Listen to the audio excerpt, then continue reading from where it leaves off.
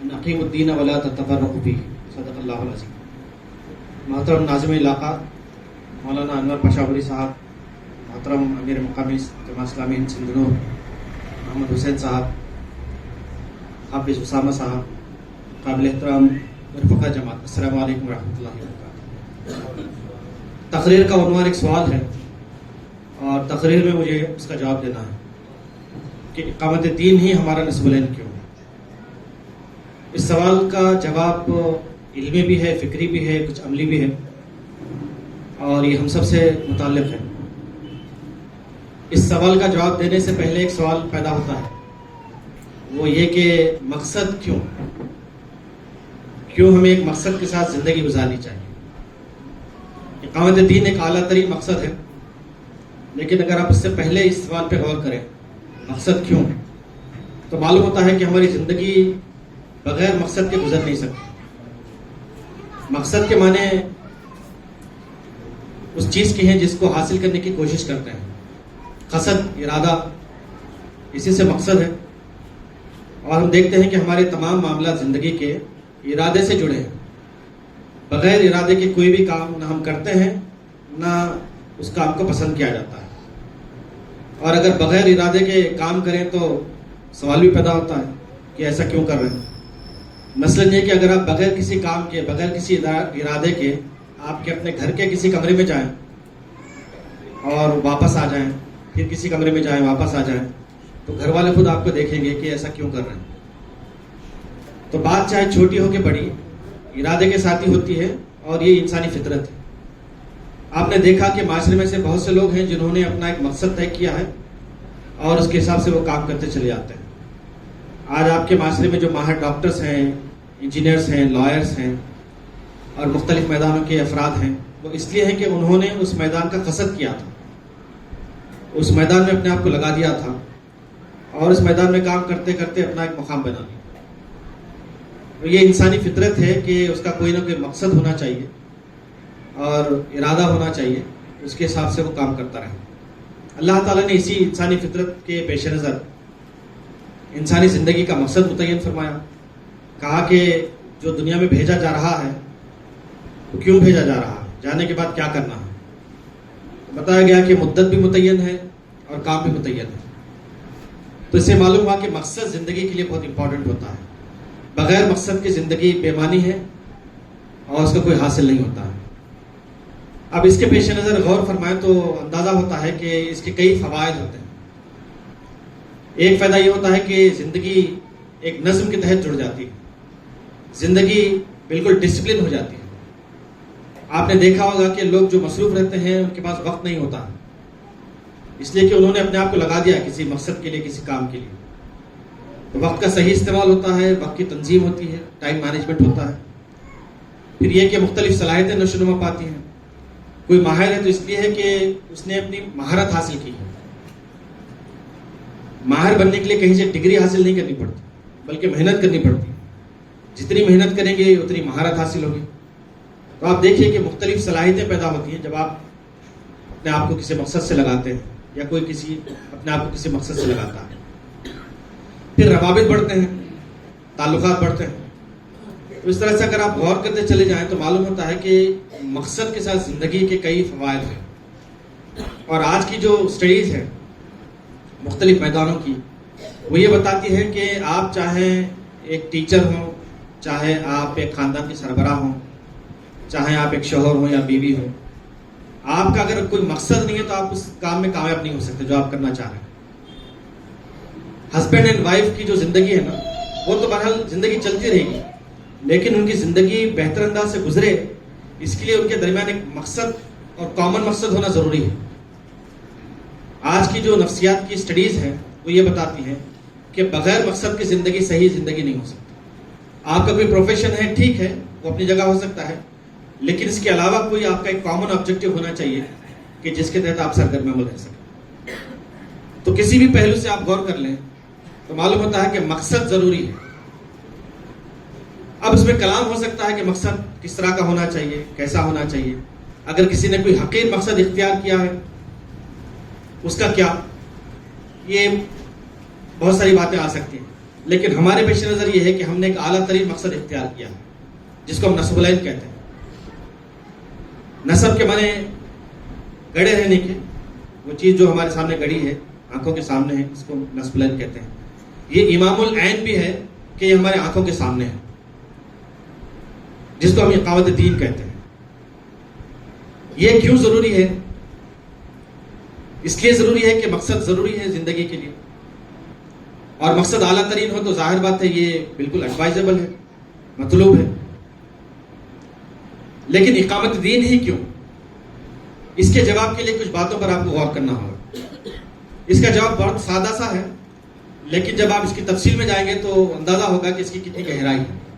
سادہ سا جواب یہ ہے کہ اگر کوئی یہ سوال کرے کہ مجھے کیوں سانس لینا چاہیے، زندہ رہنے کے لیے سانس ہی لینا کیوں ضروری ہے، تو آپ کیا بولیں؟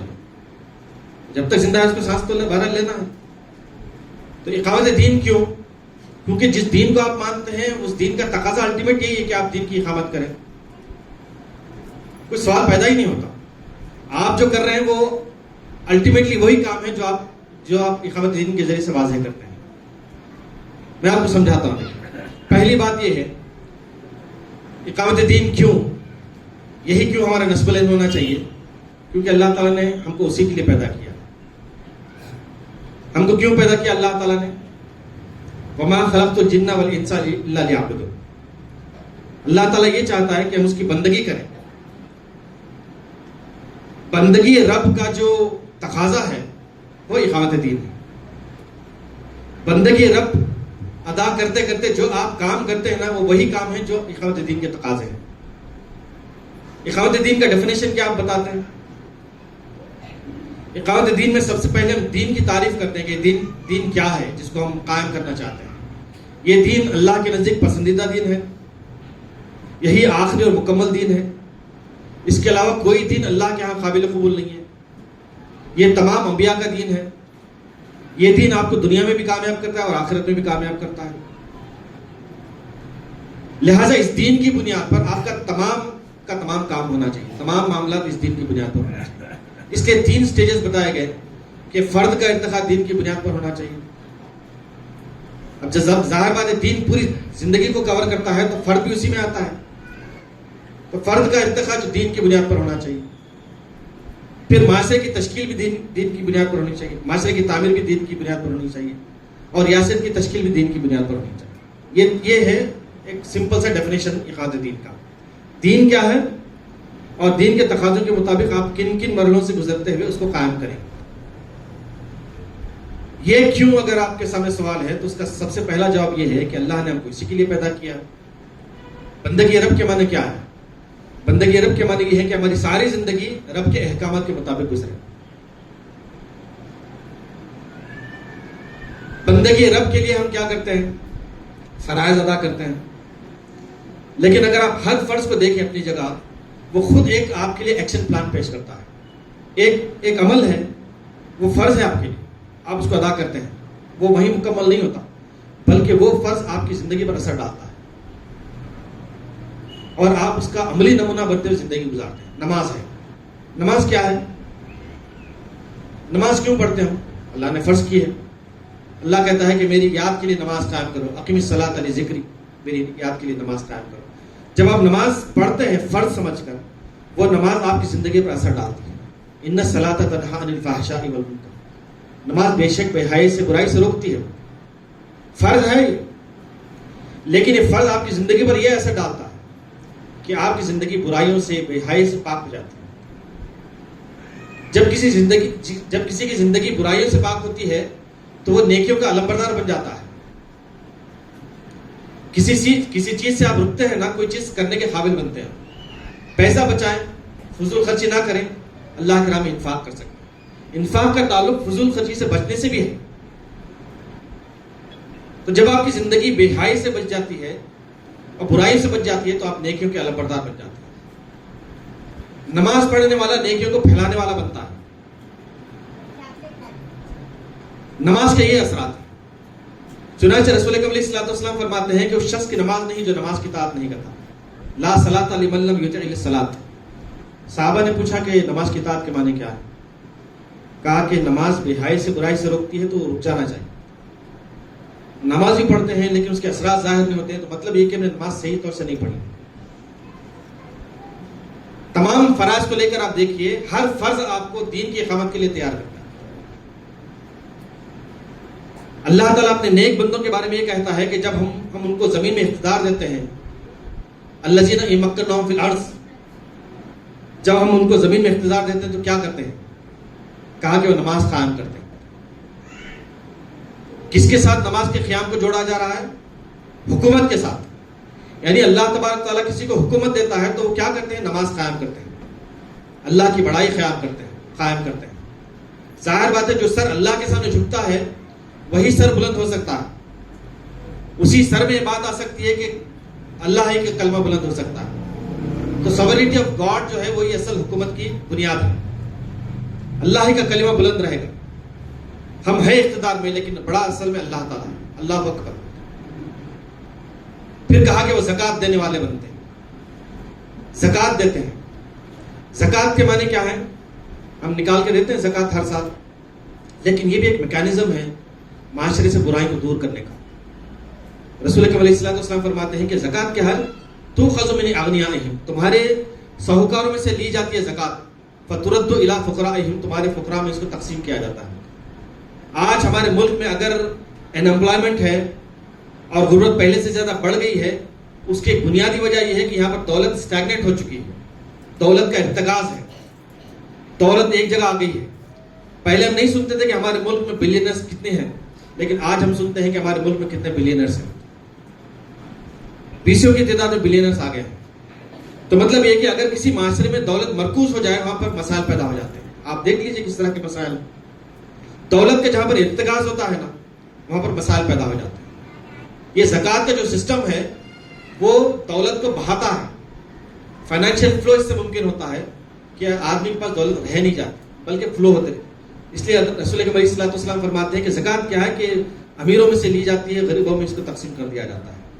یہ زکوٰۃ آپ دیکھ لیجئے، ہر طرح کی جو عبادتیں ہمارے لیے مقرر کی گئی ہیں وہ ہم کو ایک بڑے کاز کے لیے تیار کرتی ہیں.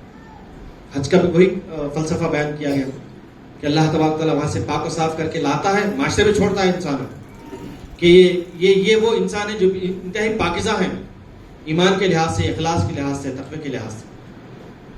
جس طرح سے سورج کی روشنی سورج سے نکل کر ساری دنیا کو منور کرتی ہے، اسی طرح سے وہاں سے نکلنے والے انسان ساری دنیا کو منور کرتے ہیں اپنے اخلاق سے، اپنے کردار سے، اللہ تعالیٰ کی محبت سے.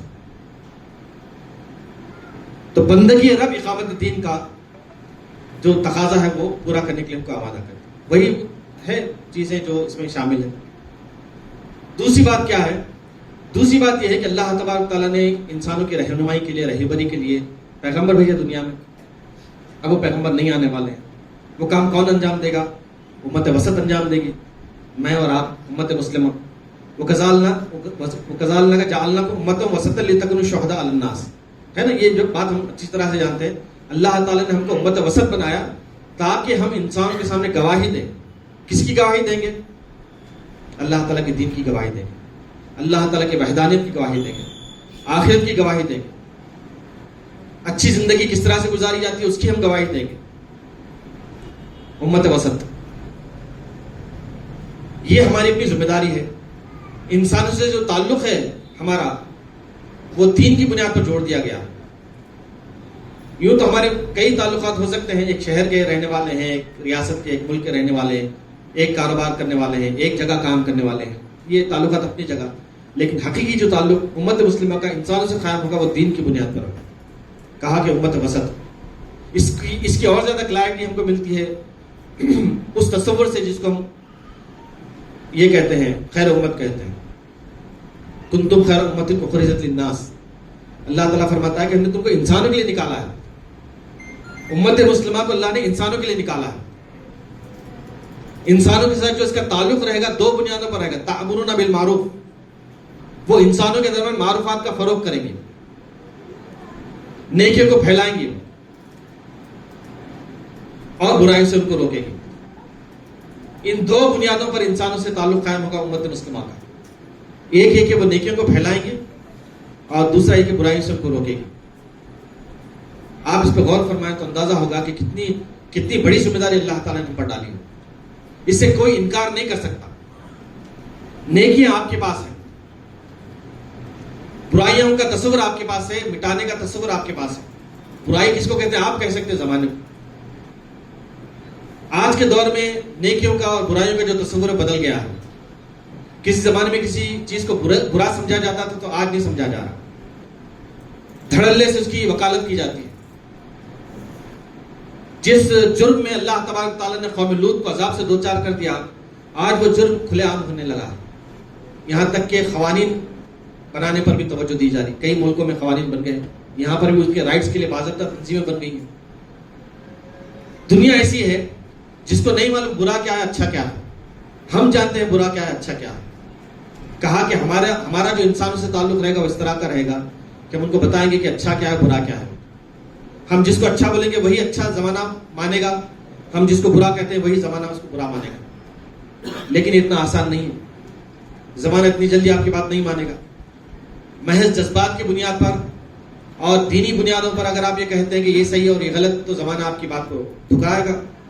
آپ کو آگے آنا ہوگا اور زمانے کو بتانا ہوگا کہ آپ اگر کسی کو صحیح سمجھتے ہیں تو کیوں سمجھتے ہیں, اور اگر آپ کسی کو غلط سمجھتے ہیں تو کیوں غلط سمجھتے ہیں. اللہ تبارک و تعالیٰ نے خیر امت کے ذریعے سے اس نے ہم کو انسانوں کی امامت کا مقام دیا ہے. اپنے آپ کو ہر طرح سے تیار کرنا یہ ہماری اپنی ذمہ داری بنتی ہے. ہماری نسلوں کو تیار کرنا ہماری ذمہ داری بنتی ہے. یہ کوئی آسان کام نہیں ہے کہ کہیں سے آپ نیکی لائیں اور دے دیں لوگوں کو اور لوگ لے لیں اور بولیں گے لوگوں سے کیا برائی سے رک جائیے تو رک جائیں گے. نہیں, زبردست ٹسل ہو سکتی ہے, زبردست مزاحمت ہو سکتی ہے. اس کے لیے تیار ہونا, اس کے لیے تیار کرنا, اس کے لیے اپنے آپ کو ہر طرح سے اکوپ کرنا یہ بہت ضروری ہوتا ہے. آپ دیکھ سکتے ہیں کہ جو ذمہ داریاں اللہ نے ہم پر ڈالی ہیں ان ذمہ داریوں کو ادا کرنا وہی ہے جو دین کی اقامت کے ذریعے سے بیان کرتے ہیں. اس سے ہٹ کر کوئی چیز نہیں ہے. اگر آپ پیدل چلتے ہیں کسی شہر کو جانے کے لیے اور آپ کا راستہ صحیح ہے, آپ کا ہر قدم آپ کو شہر سے قریب کرتا ہے. اگر آپ کسی سے یہ کہیں کہ میں شہر سے قریب ہوں تو آپ کی بات کا کوئی انکار نہیں کرے گا, بلکہ اگر آپ دیر کریں گے تو لوگ بولیں گے کہ ابھی تک آپ کیوں نہیں پہنچے ہو. تو جس اللہ نے یہ ذمہ داری دی کہ ہم اس کی بندگی کریں, جس اللہ نے یہ ذمہ داری دی کہ ہم لوگوں کے سامنے شہادت پیش کریں, اور جس اللہ نے ہم کو یہ ذمہ داری دی کہ ہم انسانوں کے لیے نفع اور نقصان کا جو ہے معاملہ وہ واضح کر دیں, نیکیوں کو پھیلانے والے بنے, برائیوں سے روکنے والے بنے, الٹیمیٹلی تو یہی ہوگا کہ دین قائم ہوگا. اس میں کوئی دو رائے تو نہیں ہو سکتی. یہ کوئی آرٹیفیشل چیز نہیں ہے, کوئی امپوز چیز نہیں ہے کہ ایک جماعت بن گئی اور اس نے ایک نسل تیار کر لیا, اختیار کر لیا.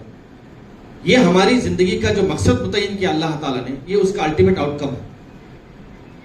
جو ذمہ داری اللہ نے ہم پر ڈالی ہیں یہ ان کا الٹیمیٹ حاصل ہے جس کو ہم دین کی اقامت کہتے ہیں. تو تین باتیں آپ کے سامنے واضح کی گئی. ایک یہ کہ جس مقصد کے لیے اللہ نے ہم کو بھیجا ہے دنیا میں, اس مقصد کو اگر ہم انجام دیں گے تو وہی کام کریں گے جو اقامت دین کا تقاضا ہے. اللہ تعالیٰ نے امت وسط جو ہم کو بنایا ہے, اس نے خیر امت جو ہم کو بنایا ہے, اس کے تحت وہی کام کرنا ہے جو ہم اقامت دین کے ذریعے سے بیان کرتے ہیں.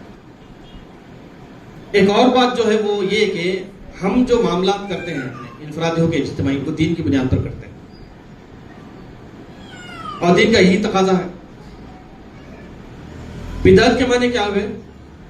بدعت کے معنی یہ ہے کہ جو اللہ رسول نے نہیں کہا اس کو پیش کیا جاتا ہے. بدعت کا یہ ڈیفینیشن دیا گیا کہ من احدث فی امرنا ھذا ما لیس منہ فہو رد. اللہ رسول کے احکامات میں کوئی ایسی بات شامل کی جائے جو اس میں نہیں ہے, اس کو رد کیا جائے گا, وہی بدعت ہے. تو مطلب یہ ہوا کہ قیامت تک یہ دن مکمل ہے اور قیامت تک کے مسائل کے لیے اس کا حل, اس میں حل موجود ہے. جو بھی مسائل پیش آئیں گے ان تمام مسائل کا یہ دن حل پیش کرے گا. لیکن کیسے؟ اب ظاہر بات ہے زمانہ تو ترقی کرے گا, زمانے کے سامنے مختلف چیلنجز آئیں گے, بہت سارے ایشوز آئیں گے, نت نئے مسائل آئیں گے. دین ان کا حل کیسے پیش کرے گا؟ اس کا جواب وہی شخص دے سکتا ہے جو اپنی زندگی کو دین کے مطابق ڈھالتا ہے. اس لیے کہا گیا کہ ہماری انفرادی اجتماعی زندگی دین کے مطابق ہونی چاہیے. فرد کا ارتقاء اور معاشرے کی تعمیر دین کی بنیاد پر ہونی چاہیے. اس کے بغیر تو ہو ہی نہیں سکتی تعمیر. اس کے بغیر تو تعمیر ہو ہی نہیں سکتی. لوگ کہتے ہیں کہ دیکھیے آج کے جو مسائل ہیں ان مسائل کا دین کیا حل پیش کرتا ہے. مثال کے طور پر یہ کہ آج کل یہ سوشل میڈیا ہے اور مختلف قسم کی چیزیں آ گئی ہیں, خاص کر کے موبائل ایڈکشن ہے. اس سے کیسے ہم اپنے آپ کو, اپنے بچوں کو بچائیں. اس کے سلسلے میں اسلام کی کیا رہنمائی ہے؟ اسلام جو ہے اصولی رہنمائی دیتا ہے اور آپ کو امپاور کرتا ہے کہ آپ کسی بھی مسئلے کو حل کر سکتے ہیں. مطلب یہ کہ اگر کوئی ہمارا بیٹا یا بیٹی شہر چھوڑ کے کہیں اور جاتے ہیں تو ہم کو پیسے دیتے ہیں, اس پیسے سے وہ اپنا گزر بسر کر لے سکتے ہیں جتنے دن وہ وہاں رہتے ہیں. جتنے دن وہاں رہتے ہیں وہاں رہنے کے لیے ان کو کیا چاہیے وہ ہم دے دیتے ہیں اور وہاں جا کے وہ آرام سے رہتے ہیں. پیسہ ہے ان کے پاس, رہنے کا انتظام ہم نے کر دیا ہے تو وہ وہاں پر آرام سے رہ سکتے ہیں. وہاں جا کر تو کوئی رہے گا نہیں ان کے ساتھ, وہاں جا کر تو کوئی ان کے ساتھ رہے گا نہیں. ایمپاور کرنا اصل ہوتا ہے. تو دین اسلام رہنما ہم کہتے ہیں اس کو. یہ قیامت تک کے آنے والے مسائلوں کا حل پیش کرتا ہم یہ کہتے ہیں. تو مطلب یہ ہے کہ اللہ تعالیٰ نے ہم کو بنیادی صلاحیتیں دے دی ہیں اور بنیادی اور اصولی نوعیت کی ہدایتیں دے دی ہیں اور بنیادی نوعیت کے کاموں سے ہم کو گزارا ہے اللہ تعالیٰ نے, ہم کو پریکٹس کرا دیے. اگر ہم تمام کا خیال رکھیں گے تو ہر طرح کے مسائل کو ہم انگیج کر سکیں گے, آرام سے ان کا مقابلہ کر سکیں گے. مثال کے طور پر ہم روزہ رکھتے ہیں. روزے کے ذریعے سے جو صلاحیت اللہ تعالیٰ ہمارے اندر پیدا فرماتا ہے ان صلاحیتوں کو سامنے رکھتے ہوئے ہم کئی مسائل کو فیس کر سکتے ہیں, کئی مسائل کا حل پیش کر سکتے ہیں. موبائل ایڈکشن کیا ہے کہ ایک انسٹرومنٹ ہے ہمارے اپنے سامنے, ہم اس کا استعمال کر رہے ہیں لیکن ہم طے کریں گے کہ اس کا استعمال نہیں کریں گے. یہ کافی ہے. بس آپ نے طے کیا کہ آپ کو کھانا نہیں کھانا ہے, پانی نہیں پینا ہے کیونکہ آپ نے روزے کی حالت میں اپنے آپ کو پایا. آپ روزے سے آپ طے کرتے ہیں کہ مجھے نہ کھانا ہے نہ پینا ہے, نہ آپ کھاتے ہیں نہ پیتے ہیں. بڑے تو بڑے, چھوٹے بچے بھی نہیں کرتے ایسا. حالانکہ پانی اگر منہ میں لیں, ایک دو خطرے حلق کے نیچے چلے جائیں تو کوئی جان نہیں سکتا, لیکن ایک چھوٹا بچہ بھی ایسا نہیں کرتا. تو مطلب یہ ہے کہ اللہ تبارک تعالیٰ نے اس عبادت کے ذریعے سے ہم کو یہ بتایا ہے کہ ہم اپنے نفس پر کس حد تک کنٹرول کر سکتے ہیں. وہی کنٹرول ضروری ہے اس موبائل کے استعمال کے سلسلے میں کہ اگر آپ طے کر لیں کہ مجھے اس کا استعمال فلاں وقت کرنا ہے, فلاں وقت نہیں کرنا ہے, تو نہیں کر سکتے آپ. یہ پاور ہے آپ کے اندر. آپ نے دیکھ لیا کہ ایک پل کے لیے, پل کے بھی ایک چھوٹے سے حصے کے لیے بھی آپ اللہ کی نافرمانی نہیں کرتے. حلق کے نیچے جانے کے لیے بوند کو, پانی کی ایک بوند کو فریکشن آف سیکنڈ چاہیے, اس حد تک بھی ہم اللہ کی نافرمانی نہیں کرتے. تو یہ ہے ہمارا سیلف کنٹرولنگ پاور. اس کا استعمال کرتے ہوئے آپ تمام برائیوں سے بچ سکتے ہیں, آپ کے اختیار میں ہے. تو بولنے کا مطلب یہ ہے کہ اللہ تعالیٰ نے جو دین ہمارے لیے مقرر فرمایا ہے, جو پسند فرمایا ہے, وہ دین ہماری انفرادی زندگی کے لیے بھی ہے, اجتماعی زندگی کے لیے, دونوں زندگیوں کے لیے. اور یہ دن ہر طرح کے مسائل کو حل کرتا ہے, ہر طرح کے مسائل کے لیے حل پیش کرتا ہے. یہ اس وقت ممکن ہوگا, معلوم ہوگا جب ہم عملاً اس کو برتنے والے بنیں. اس لیے یہ ایڈوائزبل ہے کہ ہماری زندگی جو ہے انفرادی دین کے مطابق ڈھلے اور اجتماعی زندگی بھی دین کے مطابق ڈھلے. جس حد تک آپ اس پر کام کریں گے, ظاہر بات ہے آپ اس حد تک نمونہ بنیں گے. جو دعا ہم کرتے ہیں نا, دعا جو کرتے ہیں, جب ہم یہ سوال کا جواب جاننا چاہتے ہیں کہ اقامت دین ہی کیوں, تو ایسا لگتا ہے کہ تمام باتیں اسی کے سپورٹ میں ہیں. وہ جو دعا ہے نا وہ بھی اسی کے سپورٹ میں ہے. وہ دعا کیا ہے؟ ہم دعا کرتے ہیں رب کریم سے کہ ربنا حب لنا من ازواجنا و ذریاتنا, اے پروردگار ہماری اولاد کو, ہماری بیوی کو, ہمارے شوہر کو قرۃ اعین, آنکھوں کی ٹھنڈک بنا, وجعلنا للمتقین اماما, اور ہمیں متقیوں کا امام بنا. مطلب یہ ہے کہ میرا گھر دین کے مطابق ڈھل گیا ہے. اب یہ میں اور میرا گھر جو ہے, میری بیوی, میرے بچے, میرا پورا گھر دوسرے بیوی بچوں کے لیے, دوسرے گھروں کے لیے آئیڈیل ہے. وہ جعلنا للمتقین اماما سے مراد یہ ہے کہ ہمارا گھر امام بن جائے اس گھر کے لیے جو سدھرنا چاہتا ہے. اس شوہر کے لیے ہمارا شوہر نمونہ بنے, اس بیوی کے لیے ہماری بیوی نمونہ بنے, اس کے بچوں کے لیے ہمارے بچے نمونہ بنے, اس کے گھر کے لیے ہمارا گھر نمونہ بنے, اس کے خاندان کے لیے ہمارا خاندان نمونہ بنے. یہی تو ہے نا امام کے معنی, وہ جو سامنے رہتا ہے. وہ جعلنا للمتقین اماما, اے پروردگار ہم سب کو متقیوں کا امام بنا, جو اللہ سے ڈرنا چاہتے ہیں, جو اللہ کا تقوی اختیار کرنا چاہتے ہیں، اے پروردگار ان کا امام ہم کو بنا دو. 4 باتیں ہوں گی. آخری بات یہ ہے اس سلسلے کی کہ اس مقصد کے تحت ہی ہم صحیح معنوں میں ترقی کر سکتے ہیں. اس مقصد کو ساتھ لے کر چل کر، اس مقصد سے صرف نظر کرتے ہوئے، اس مقصد کو پس پش ڈالتے ہوئے ہم ترقی نہیں کر سکتے. اللہ تبارک تعالیٰ نے بیان فرما دیا کہ اگر یہ لوگ، سابق انبیاء کی قوموں کی طرف ذکر ہے، وَلَوْ أَنَّهُمْ أَقَامُوا التَّوْرَاةَ وَالْإِنْجِيلَ، اگر یہ تورات کو، انجیل کو قائم کرتے، وَمَا أُنزِلَ إِلَيْهِم مِّن رَّبِّهِمْ، اور جو کچھ بھی رب نے ان کے پاس بھیجا ہے اگر وہ ان کو قائم کرتے، لَأَكَلُوا مِن فَوْقِهِمْ وَمِن تَحْتِ أَرْجُلِهِمْ، آسمان سے بھی ان کے لیے رزق برستا، زمین سے بھی ان کے لیے رزق ابلتا. ہمہ جہت ترقی کا راز اقامت دین ہے، دین کا قیام ہے. اس لیے یہ نسب العین ہمیں اختیار کرنا چاہیے. اس کے علاوہ کوئی اور نہیں طریقہ. لوگ کچھ حصوں کو لے کر چلتے ہیں، تعلیمی میدان میں آگے بڑھنا چاہیے، فلاں میدان میں ہمارے افراد کو آگے آنا چاہیے، معاشی اعتبار سے ہم کو اچھا ہونا چاہیے. ٹھیک ہے، توجہ دیجیے، لیکن بحیثیت مجموعی اگر آپ ترقی کرنا چاہتے ہیں تو بحیثیت مجموعی آپ کو دین کو امپلیمنٹ کرنا پڑے گا. ہر جگہ دین نظر آنا چاہیے. یہ اسی وقت ممکن ہوگا جب ہم انفرادی اجتماعی طور پر دین کو برتنے والے بنے، اس کے مطابق چلنے والے بنے. تو یہ سوال کہ اقامت دین ہی ہمارا نسب العین کیوں ہو، اس کے یہ 5 جوابات ہو سکتے ہیں. یہ 5 جوابات جو ہیں وہ وہی ہیں جو ہم روزانہ جن پر ہم عمل کرتے ہیں، جن کے مطابق ہم اپنی زندگی گزارتے ہیں. اب آخر میں ہم کو یہ بات عرض کرنی ہے کہ ٹھیک ہے، سوال کا جواب تو معلوم ہو گیا، اقامت دین ہی کیوں ہمارا نسب العین ہو. یہ معلوم ہو گیا کہ مقصد ضروری ہوتا ہے زندگی کے لیے، اسے ہمیں اختیار کرنا چاہیے، اور مقصد میں بھی اعلیٰ ترین مقصد ہونا چاہیے. اعلیٰ ترین مقصد یہ ہے کہ ہم اللہ کے دین کو قیام کرنے والے بنیں. اس دین کے قیام کے لیے آپ کا ہر قدم مبارک ہے، آپ کا ہر کام مبارک ہے. رباط یوم فی سبیل اللہ خیر من الدنیا وما فیہا. رسول اکرم علیہ الصلوۃ والسلام فرماتے ہیں کہ ایک دن اللہ کی راہ میں اگر آپ لگاتے ہیں، دنیا اور ما فیہا سے بہتر ہے. دنیا اور ما فیہا سے بہتر ہے. سندھنور شہر میں کتنی دولت ہوگی آپ اندازہ کیجیے اگر کسی کو مل جائے تو. کہا کہ دنیا اور ما فیہا سے بہتر ہے ایک وہ دن جو اللہ کی راہ میں لگتا ہے. دنیا بھر کی دولت مل جائے تو انسان کب تک اس کا استعمال کرے گا؟ ایک نہ ایک دن آئے گا نا، اس کو چھوڑ کے جانا پڑے گا. لیکن اگر آپ اللہ کی راہ میں ایک دن لگاتے ہیں تو وہ دن آپ کے لیے دنیا میں بھی خیر و برکت کا ذریعہ بنے گا اور آخرت میں بھی خیر و برکت کا ذریعہ بنے گا. رباط یوم فی سبیل اللہ. پھر آپ نے فرمایا الغدوۃ فی سبیل اللہ اوراقۃ خیر من الدنیا وما فیہا. ٹھیک ہے، ایک دن نہیں لگا رہے آپ، صبح کا کچھ حصہ، شام کا کچھ حصہ آپ اللہ کی راہ میں لگاتے ہیں، یہ بھی آپ کے لیے دنیا اور ما فیہا سے بہتر ہے. اقامت حد من حدود اللہ خیر من الدنیا وما فیہا. اللہ کی حدود میں سے ایک حد کا قائم کرنا دنیا اور ما فیہا سے بہتر ہے.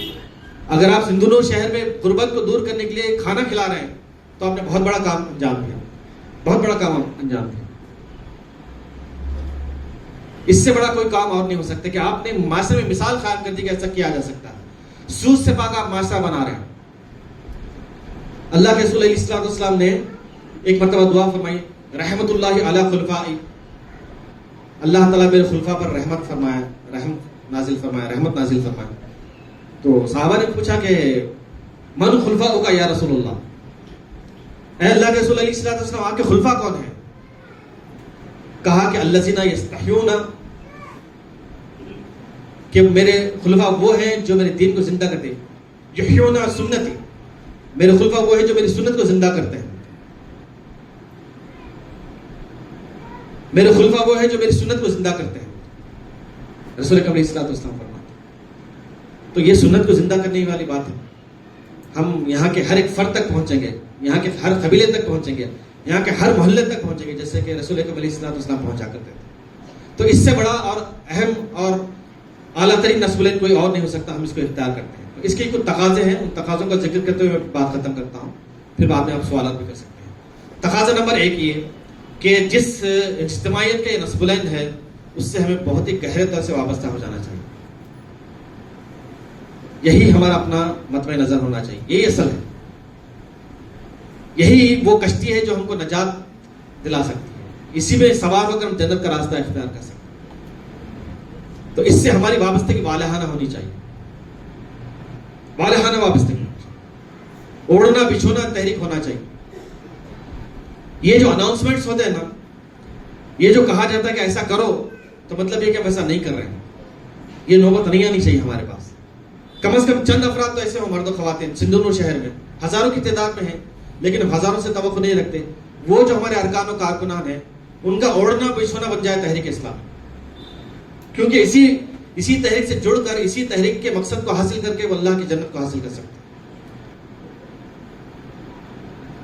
تو پانی جس طرح سے ہوتا ہے نا کہ وہ ہر ایک میں ڈھل جاتا ہے نا, ہم کو بھی اس طرح سے ڈھل جانے کی کوشش کرنی چاہیے. ڈھل جائیں ہم.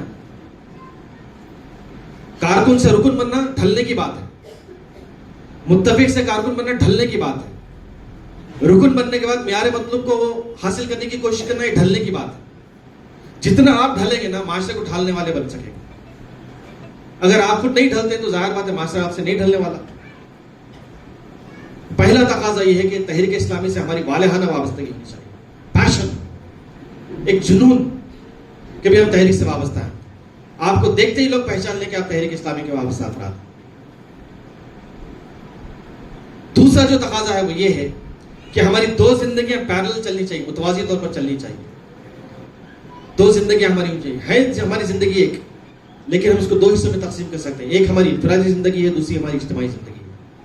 یہ دونوں زندگیاں نسبلین کے مطابق چلنی چاہیے.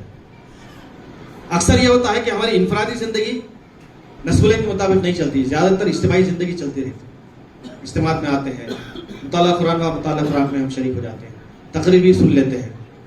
انفرادی طور پر جو کرنا ہے وہ ہم نہیں کر پاتے. وہ کامیاب تحریک ہے جس سے وابستہ افراد کی یہ دونوں زندگیاں پیرلل چلتی ہیں, متوازی طور پر چلتی ہیں, انفرادی بھی اجتماعی بھی. آپ ایسی اپنی انفرادی اجتماعی زندگی بنائیں. انفرادی زندگی کے معنی یہ ہے کہ آپ جیسے بحیثیت ایک فرد کامیاب ہیں. آپ ایک بزنس مین ہیں, آپ ایک امپلائی ہیں, آپ ایک ٹیچر ہیں, آپ ایک ڈاکٹر ہیں, بہت کامیاب ہیں. آپ کو کوئی رہنمائی نہیں دیتا کہ آپ اپنا کاروبار کیسے کریں, اپنے بچوں کا رشتہ کیسے کریں, بچوں کو کیسے پڑھائیں. وہ فرد جو ہے ہمارا ایز این انڈیویجول بہت کامیاب ہے. ویسے ہی کامیاب وہ تحریک میں بھی ہونا چاہیے. اس کے معنی انفرادی زندگی کے. ہماری انفرادی زندگی تحریک میں ضم ہونی چاہیے. یہاں آنے کے بعد کون نہیں ہونا چاہیے, کیا کرنا چاہیے, کیسے کرنا چاہیے. ہم نے یہ نہیں کہا کہ آپ کو کاروبار کیسے کرنا چاہیے. ہم نے یہ نہیں مشورہ دیا کہ اپنے بچوں کو کیسے پڑھانا چاہیے. وہ بے شک آپ کو کرنا چاہیے, بہت اچھا کیا آپ نے, لیکن یہاں بھی آپ اچھا کر سکتے ہیں. یہاں آنے کے بعد آپ اس اجنبیت کو دور کر دیجیے. اگر آپ کنٹریبیوشن دینا چاہتے ہیں تو اجنبیت نہیں ہونی چاہیے. آپ اس کو اپنا سمجھیں. ہر فرد کی تحریک ہے یہ, جو یہ سمجھتا ہے کہ اس سے جڑ کر مجھے اللہ کی رضا حاصل کرنی ہے تو یہ اس کی تحریک ہو گئی. ہر فرد کی تحریک. آپ آئیں گے, شامل ہوں گے, بے شمار کارنامے انجام دیں گے, تو ظاہر بات ہے فائدہ کس کا ہوگا, آپ کا بھی ہوگا, تحریک کا بھی ہوگا. ورنہ تحریک جہاں ہے وہیں رہ جائے. آپ جائزہ لے کے دیکھیے, سندھنور شہر کے اطراف میں 15 کلومیٹر کے ریڈیس کے اطراف میں آپ دیکھ لیجئے کہ آپ کے اثرات کتنے ہیں. حالانکہ آپ دین کے قیام کے لیے اٹھے ہیں, کتنے سال سے آپ کام کر رہے ہیں. اس کی اصل وجہ یہ ہے کہ ہمارا انفرادی کردار پوری آب و تاب کے ساتھ سامنے نہیں آیا. رسول اکرم علیہ الصلوۃ والسلام کے ساتھ جو صحابہ تھے نا, وہ انفرادی طور پر بھی سرگرم تھے, اجتماعی طور پر بھی سرگرم تھے. ابھی جو القاب کی بات ہم نے کی ہے نا, وہ القاب کیوں دیے گئے, ان کے انفرادی کردار کی وجہ سے. حضرت زینب رضی اللہ تعالیٰ عنہا کو ام المساکین کیوں کہا گیا, کیونکہ وہ مسکینوں کی ماں تھی, مسکینوں کی بیواؤں کی مدد کیا کرتی تھی. کچھ بھی اگر نہیں ہوتا ان کے پاس پیسے وغیرہ, وہ کپڑے سی کر جو پیسے حاصل ہوتے ان کے ذریعے سے غریبوں کی, مسکینوں کی مدد کرتی تھی. اس لیے لقب ہوا ام المساکین کا. تحریک اسلامی میں اس طرح کے افراد ہونے چاہیے. لقب کیوں نہیں ملتا ہم کو, اس لیے کہ ہم نے کوئی میدان منتخب نہیں کیا. آپ کیجئے, زمانہ آپ کو بولے گا کہ آپ کون ہیں. کام کی کمی نہیں ہے. اتنے مسائل پیدا ہو گئے آج کے زمانے میں, تو آپ کرتے کرتے تھک جائیں گے, مسائل حل نہیں ہوں گے. تو ہم یہ سمجھتے ہیں کہ ہمارے اپنے انفرادی کردار ہونے چاہیے. ہر فرد کا, کسی بھی فرد پر ہاتھ رکھ دیجئے, اس کا میدان سامنے آ جاتا ہے کہ اس فلاں میدان میں کام کرنے والے, بچوں میں کام کرنے والے, اساتذہ میں کام کرنے والے, لیبرز میں کام کرنے والے, کسانوں میں کام کرنے والے. ایسے میدان ہیں جو آج تک ہم نے ایکسپلور ہی نہیں کیا ہے،